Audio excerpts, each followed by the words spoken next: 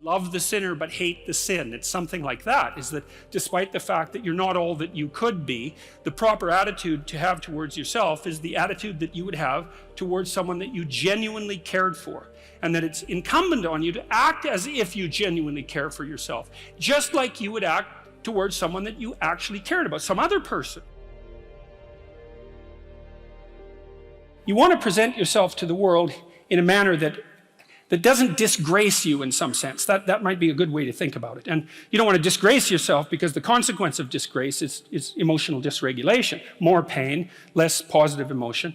And so the best way to present yourself is to stand up forthrightly and to stretch out, and to occupy some space, and you make yourself sort of vulnerable by doing that, because you open up the front of your body, right? But it's a sign of confidence, and that way people are most likely to give you the benefit of the doubt. And that's a good way to start regulating your mood. But not only does it directly regulate your mood to stand up, because it's so tightly associated, like posture reflection is associated with serotonin and emotional regulation, but also because if you straighten up and you present yourself in that manner, then other people are more likely to take you seriously. And that's another way that you can at least give yourself the bloody benefit of the doubt, right? And confront the world in a courageous manner. And that's a really good way of figuring out how to establish yourself in multiple competence hierarchies, because one of the general rules of thumb about how to be successful is to confront things that frighten you forthrightly and with courage. And that's kind of a universal strategy for success. See, I read this piece of work by Jung a long while back, and it was a meditation on the injunction to treat your neighbor as you would like to be treated, something like that. And what Jung pointed out, which I really liked, was that wasn't an injunction to be nice to other people. It was an invitation to reciprocity. It was something like this. It's like, you should figure out how you would like to be treated, like you were taking care of yourself, not how you would like people to respond to you. It's more important than that. It's like, imagine you had a child that you really cared for, and someone said, well, people will treat this child exactly like you want them to, but you have to figure out what that is. And so then you'd have to sit down for like a month and you'd think, okay, well, how do you want your child to be treated? You don't want everyone just to be nice to him, you want people to challenge him, and you want people to discipline him, and you want people to tell him when he's wrong. It's like, you don't just want everyone to be nice. That's pathetic. It's pathetic. There's no challenge in that. And so, well, you want to treat other people like you would like to be treated. Well, then you have to figure out, how would you like to be treated? And while you'd like people to fawn all over you and just lay everything at your feet, it's like, no, that's not something you'd wish for someone that you were taking care of. And then there's an additional problem, which is, it's often the case that people will treat other people better than they treat themselves. In Rule 2, it's a bit of a meditation on why people don't like themselves very much. And I think there's two reasons, really. And one is that we're fragile and damageable and imperfect in multiple dimensions all the time, and that often just gets worse. Lots of things get worse as you get old, for example. So it's not necessarily that easy for a self-conscious being who's extraordinarily aware of his or her own foolishness and errors. Like, you know yourself better than anyone else knows you, and you might have a certain amount of dislike for someone because of something they did, but you know everything you did. Jesus, that's a drag, man. You have to carry that along behind. It's like, really, I did that, And then, so there's that. It's like you're weak and kind of useless and prone to temptation.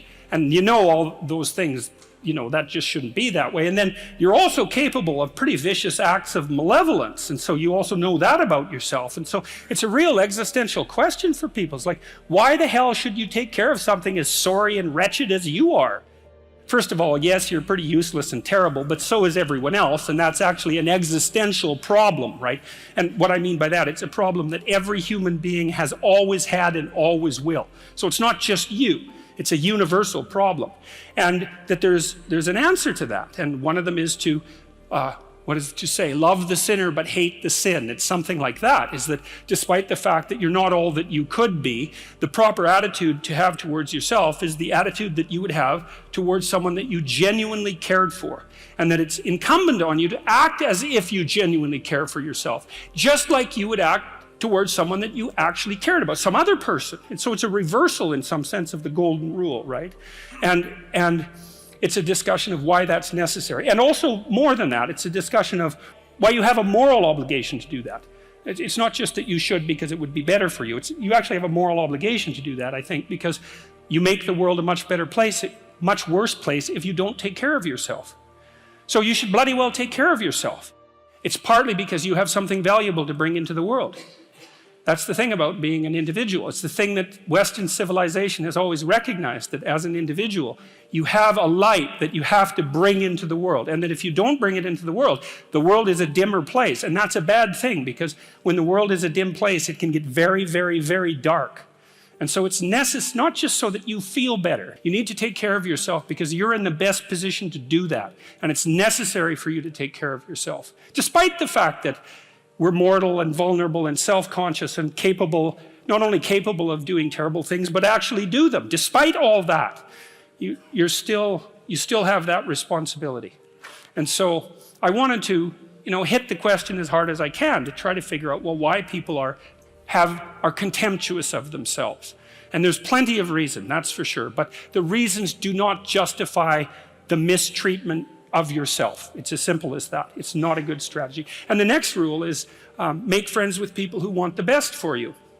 And that's a meditation on my own childhood and adolescence to some degree. I had friends who wanted the best for me and friends who didn't. And, they were friends who, some of them were aiming up and some of them were aiming down. And if you have a friend that's aiming down and you do something that's aiming up, then they're generally not that happy about it. They try to top your accomplishment with one of their own, hypothetical or real, or put down what you're doing, or offer you a cigarette if you're trying to quit and you've kind of done that successfully, or a drink if you've been drinking too much and are trying to stop being an alcoholic, or they're cynical and bitter and devoted towards no good. And sometimes that's family members too, and sometimes it's even part of you, But like you have an ethical responsibility to take care of yourself, you have an ethical responsibility to surround yourself with people who have the courage and faith and wisdom to wish you well when you've done something good, and to stop you when you're doing something destructive.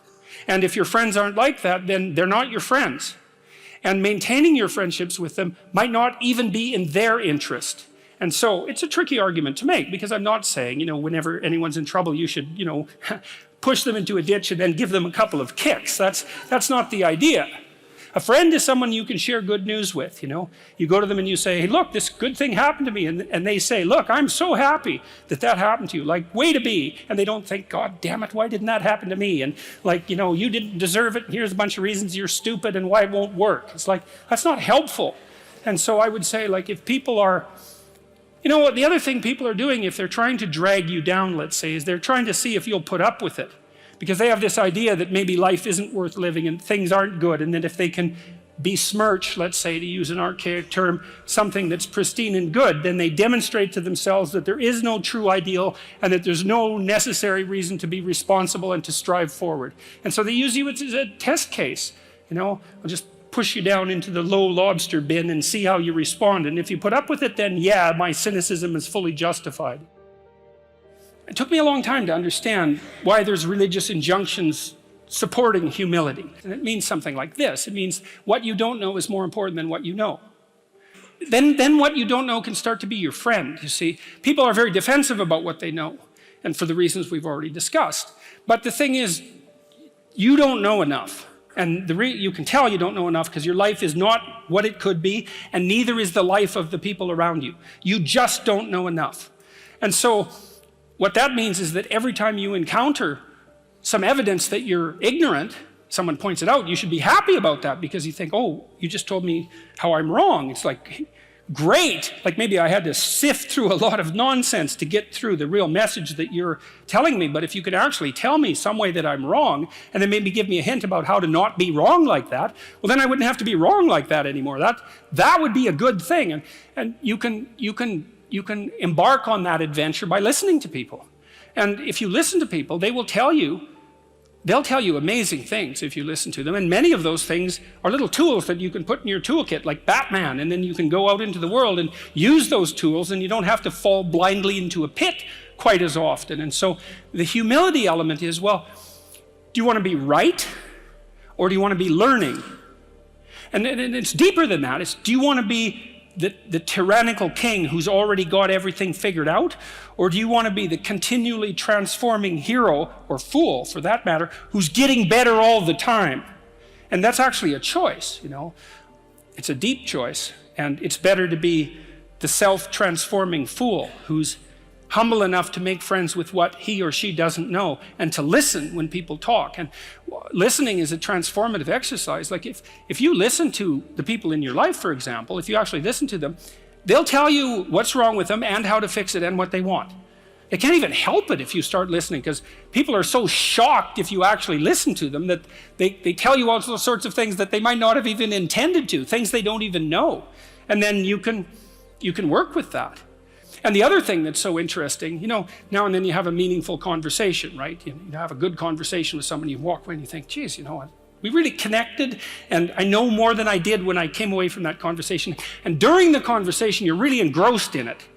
And that feeling of being engrossed is a feeling of meaning, and the feeling of meaning is engendered because you're having a transformative conversation. So your brain produces that feeling of meaning for you. It says, oh yeah, this is exactly where you should be, right here and now. It's the right place and time for you. And that's a great place to occupy. And so a good conversation where people are listening has exactly that nature. And the reason it has that nature is because it is in fact transformative.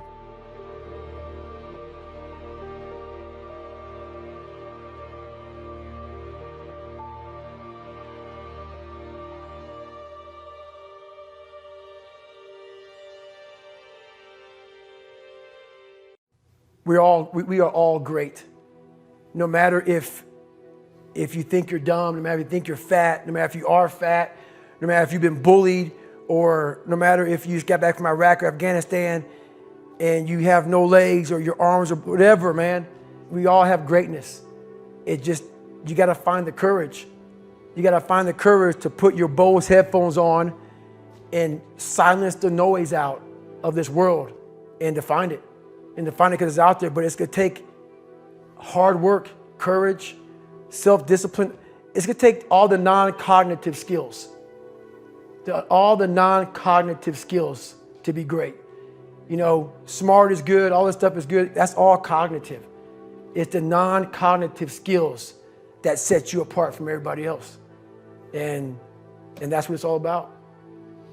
I'm not the smartest kid in the world. Okay.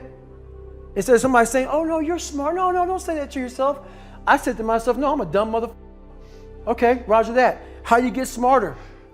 Educate yourself. So the things that we run from the truth. We're running from the truth, man. So the only way I became successful was going towards the truth. As painful and as brutal as it is, it changed me. It allowed me to become, in my own right, who I am today. My biggest advice to give everybody in the world is, like I say, we live in an external world. Everything is you got to see it, touch it. It's external. If you can, for the rest of your life, live inside of yourself. Stop listening to people who are calling you fat, gay, transsexual, nigger. Everything that is makes no sense. All these insecure people putting their insecurities on you, you got to flush it out. You got to just be whoever the hell God or whatever the hell you believe in. If you believe in nothing but yourself, I don't care what it is. You got to take everything and throw it away. You have to believe in one thing, and that is yourself. And I'm not saying don't believe in God or what you believe in, but right now, for you to find greatness in yourself, you're not going to find it by looking in a book or by even hearing me. I may give you the spark, but you've got to go inside yourself to find it. And that means you gotta be quiet. Shut the f up, go in a room, stop talking, search your soul, search your mind, search your abilities, and you'll find it. But if you're not looking for it, you won't find it. So you gotta go start your journey. And the journey starts with you finding, why the hell am I here on this planet Earth? Why am I here? And if you don't know that, you will live the rest of your life searching, always asking the question, why? Tighten up, people. It's okay. Trust me, it's okay. You might be called nigger one day. It's okay. You might be called some Jewish word or some faggot or gay word. It's okay. Let them call you that. What are you going to do now? They don't own your life. How are you going to control that now? How are you going to flip it upside down and say, Roger that, now I'm going to harness this shit and you'll read about me years from now? How? That's the question. How are you going to do that? Thicken your skin. Become more of a human being. Don't be afraid of the reflection in the mirror, because that's all you can be afraid of. Once you overcome the reflection in the mirror, you've done it. So, I get an email the other day. This young man wants to be a ranger, but he's afraid to go to ranger school. Not because how hard the training is, but because he's afraid if he fails, what people are going to say by judging him. One thing in life, this applies to everything in life. Anytime you move from being normal to trying to be exceptional, people aren't going to like that shit. Those normal people, it makes them feel like shit, so they're going to judge you. And nowadays, it's very easy to be a fucking coward. Why? We got Instagram and shit. Most folks don't tell you to your face. They go online, they post about like cowards. Don't let cowards get in your fucking head. And last thing, make sure you do you. Stay hard. What brings me joy and happiness is knowing how beautiful the mind is. And I'm one of the few people that didn't read about it, didn't experience it through some drug. I got to experience the beauty of true fucking willpower. True,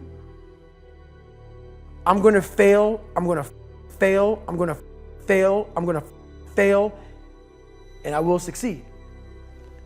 Just me talking about that gives me a feeling I know what I did. And I don't need to travel somewhere or to have this or have that. I have it all here in my mind. The beauty is remembering this young, dumb, what people call nigger, is now where I'm at today. And that is, when you finally get to that point, for me, it's for everlasting peace. I could die right now on this show and I'll be happy, man. So that's my happiness, is my reflection on the suffering of my journey, knowing I never quit, nor was I guided by anybody on this earth. I was guided by something much more powerful, and I listened, and I chose the path of most resistance. Talent not required. I'm pulling up a lot of the dark side of me, but I'm also looking at the guys to my left and to my right, realizing that we're here together, man. And I have to be strong for them, and they got to be strong for me. A lot of people, either you like me or don't, even in the SEAL teams, but when you get to that door, or you get on that mission, or you get in that op, all that shit's out the door, man. You know, you do it honestly. I mean, people say all the time in these movies and shit, you really out there fighting for that guy beside you. And you can't be a coward. Because you know what? And this is how I look at everything I do now in life, and this sums it up. I hated jumping out of airplanes. I hated shooting guns. I hated the job as a Navy SEAL. But I did it because I wanted to change myself. Everything I do, I'm not really comfortable doing. But if you choose to go that route, to go be a Navy SEAL, you might as well go be the hardest mother in the world. Because if you're choosing to do something, you have two routes. You can go there and be a little weak person and get through barely, and that's your reputation. Or you can go through the hardest guy you can possibly be, and that's your reputation. So my whole thing is, if you're gonna choose to open that fucking door in Iraq or Afghanistan, open the motherfucker and go in hard. Because they're gonna remember you by slowly opening it and peeking in. So if you're gonna open it, and you made the mind to open it, don't crack it open. Open the fucking door, go in. That's with life. If you're choosing to do something, attack it. Because they're gonna remember you as not attacking it. So I want to be remembered. You can hate me, but there's one thing you can't say about me: I didn't attack it. So that's the mentality to have. If you're gonna do something, you might as well attack it, because you can do it anyway. So the accountability mirror is something that I kind of came up with in high school. Like I said, I started shaving my head when I was 16, and I got caught up in trying to impress so many people because no one liked me. So I developed so many different identities. Let me sag my pants. let me pull my pants up. Let me talk this way or act this way or be this way or whatever the hell it may be. God, dog, there's so many different things I did to try to fit in with so many different groups that when you look in the mirror, that's the one person you can't lie to. So every morning I would shave my head thinking, God, I would reflect back on some of the lies I may have told somebody or some of the ways I acted that I didn't feel comfortable doing. And I did it to impress other normal people. The key word there is normal, everyday people. I was trying to make other people like me. How pathetic is that? So this mirror would always tell me, my reflection would say, God, you are a pathetic man. How does that feel every day to be this way? So I would just start having myself accountable. How did I attack today? How did I attack yesterday? And if I didn't do something I was proud of, I would write down a sticky note and I would fix it.